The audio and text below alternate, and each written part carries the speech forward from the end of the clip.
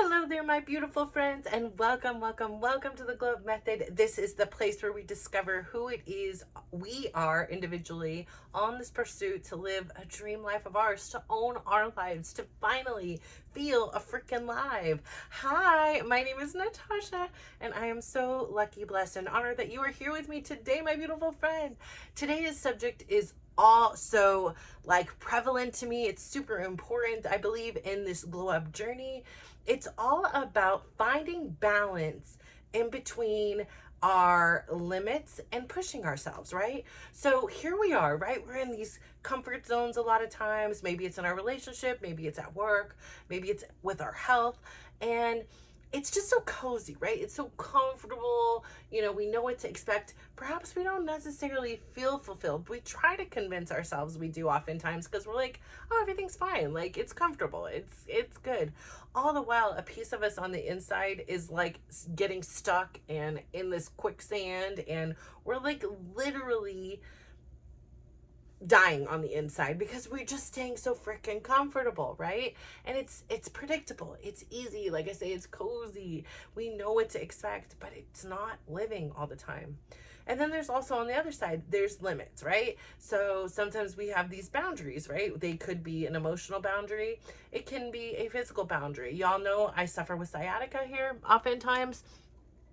And if I push myself too far, if I don't listen to my limits, then what happens is I injure myself. I'm frustrated during the workouts. I am setting myself up for a position where tomorrow I am not able to participate sometimes.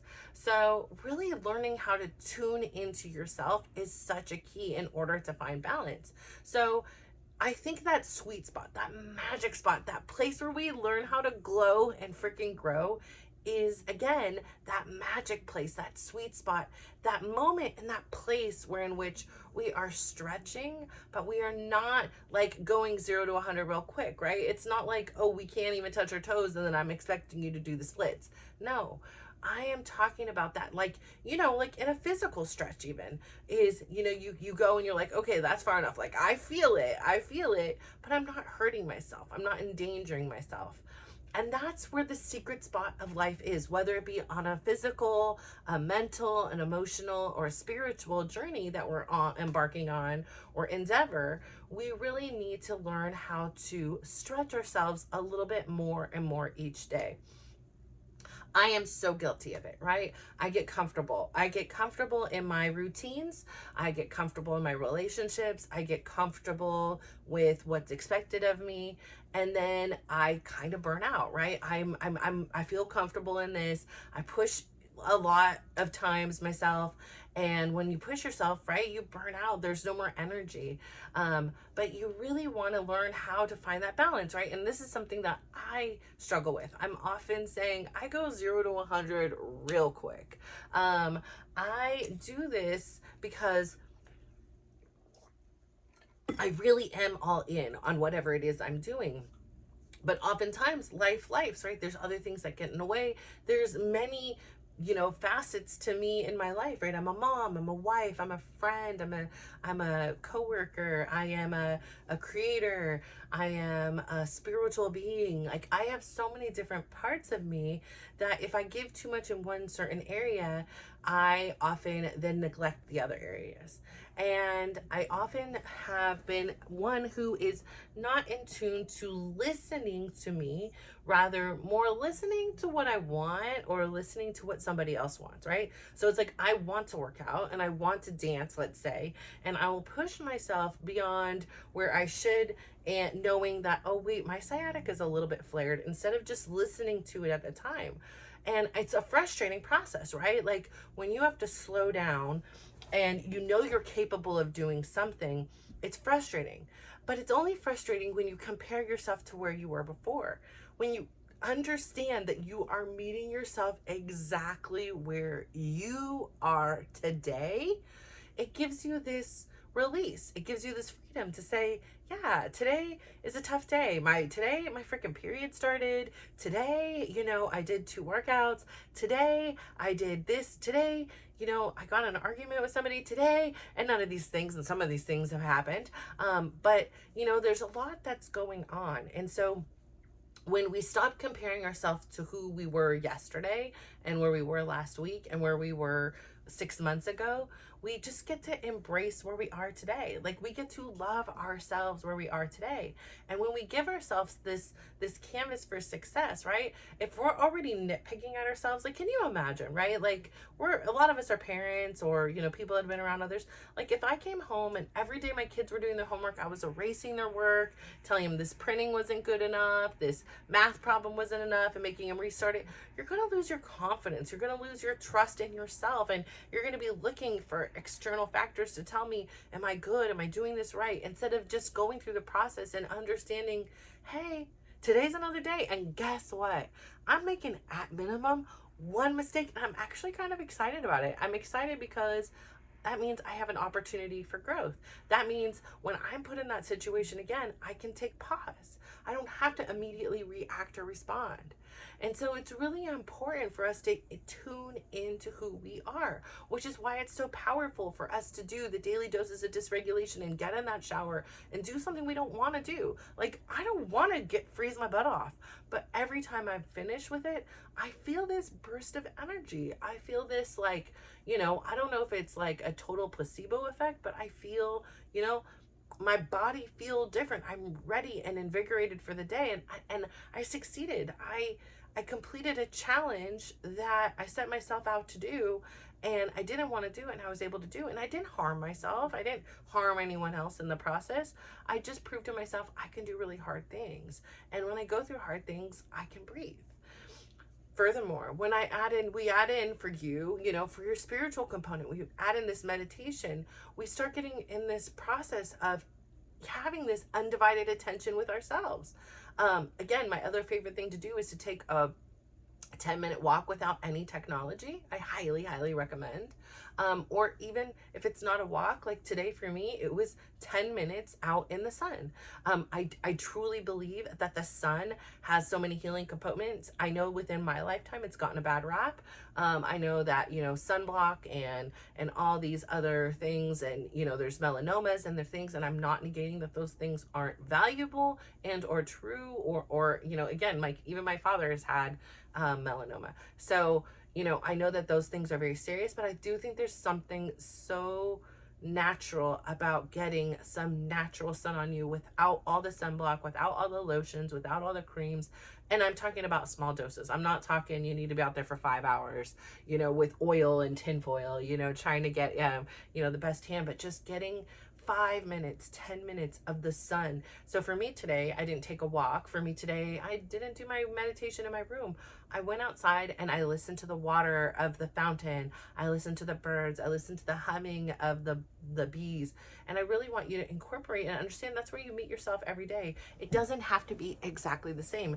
On the contrary, the more we spice things up, but yet we're kind of in the same genre, the least comfortable we can get. Like, so when I am not home, I can still make sure I find meditation for me in any place I'm at. It doesn't have to be on the wall in my room. It can be out on a lounge chair. It can be on a park bench. It could be in a car. Whatever it is, find that 5-10 minutes for you to restart reconnecting with you. It's just like any relationship. You have a relationship with yourself, but so often the needs, the demands of life, society, others really, really stifle who you are. And for me, it was such a taboo thing to, do self-care. It was such a taboo thing to listen to myself.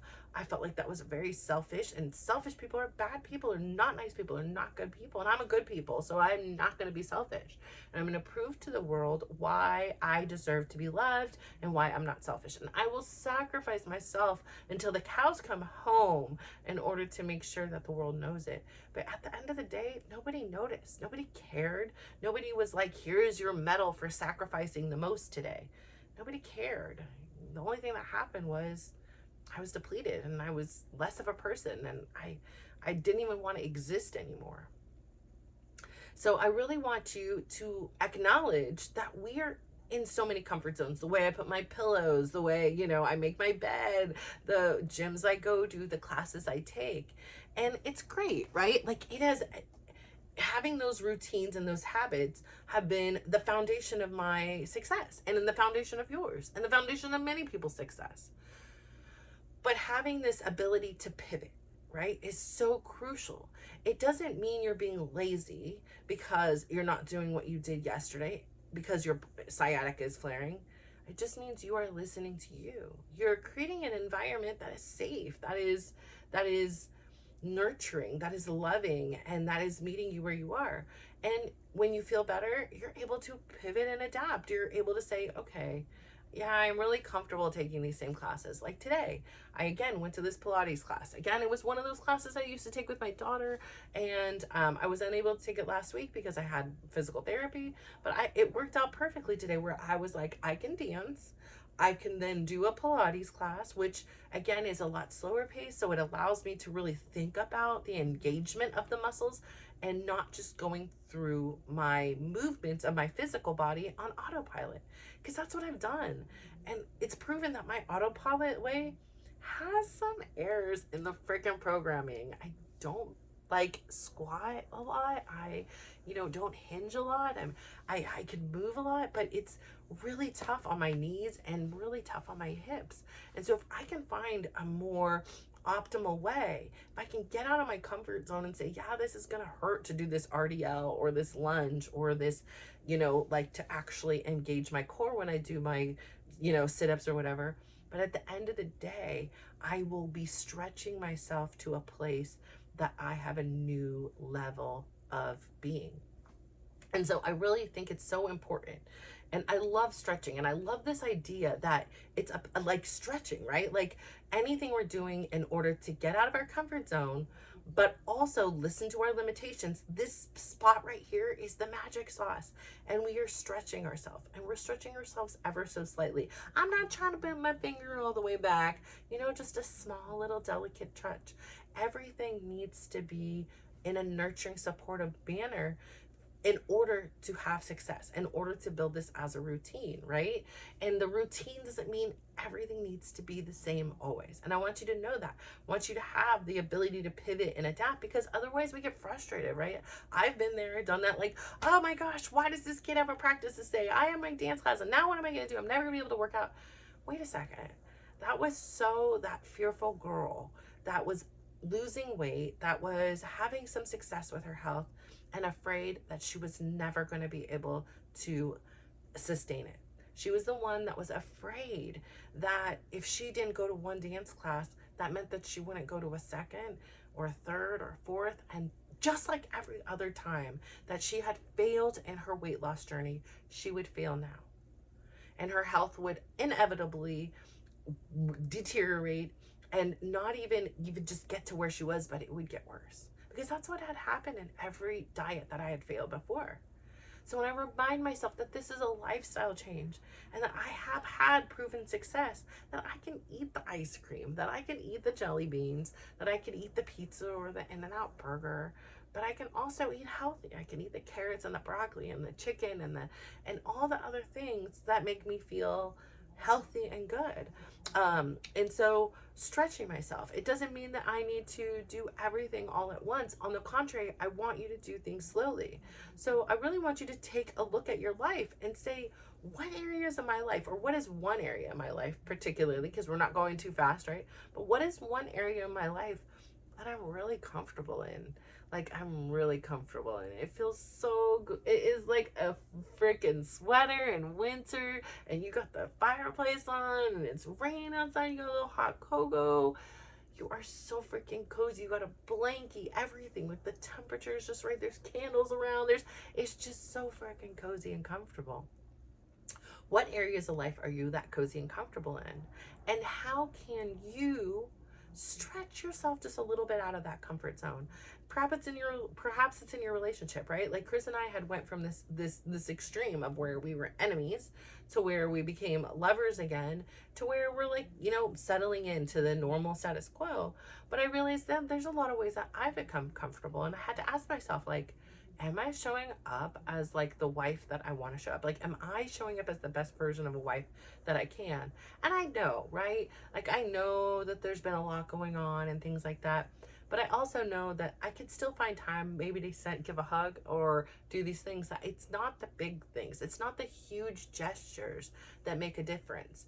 It's the little things. You know, perhaps it's with your job that you've got really comfortable, but it's also holding you back in a lot of ways. Like you're not challenging yourself and you really want to challenge, or you really want, you know, new experiences, or, you know, to grow.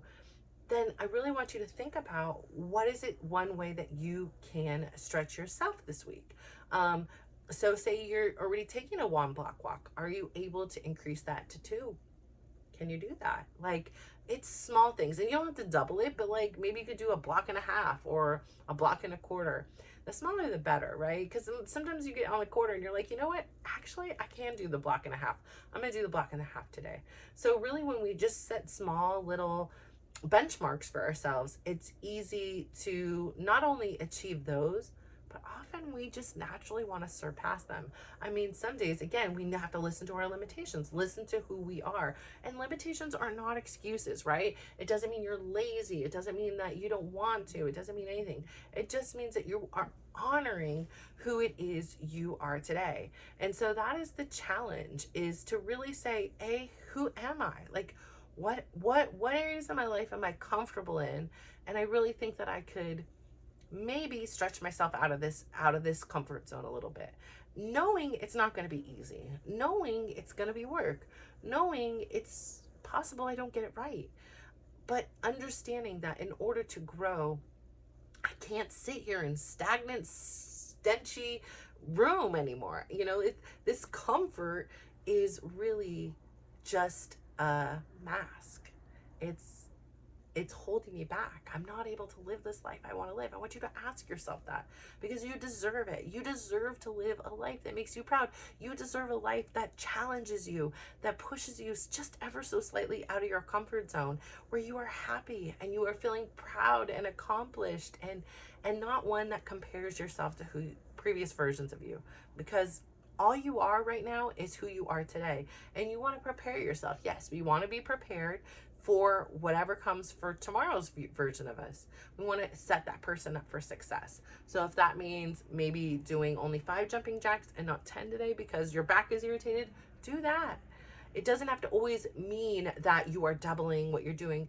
Sometimes stretching, it's a mental stretch. It's, for me, that is a harder part than the physical part, right? It's harder for me to say, I'm going to back down and not do this because I'm feeling injured today and I want to be able to rest it so that I can come back stronger, right?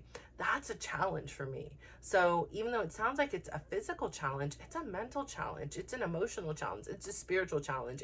It's me having to go against, you know, what I've set out and what I've planned. And if it's in my calendar, I need to do it. But it's me saying, it's okay. I meet you where you are today. And I really want you to say that to yourself. Meet you where you are. Be willing to pivot, be willing to adapt, and understand that that stretching zone is the magic sauce for your growth. So I just want to say thank you so much for tuning in today. I appreciate your efforts. I appreciate you being here. I wish I could send you a big, like, physical hug. So for now, I will send you a virtual one. I also want to say, please take a look at yourself in that mirror. I want you to give yourself a big old smile. Give yourself a compliment. Like today, my compliment is this: I am so freaking glad that I finally made it into the sauna.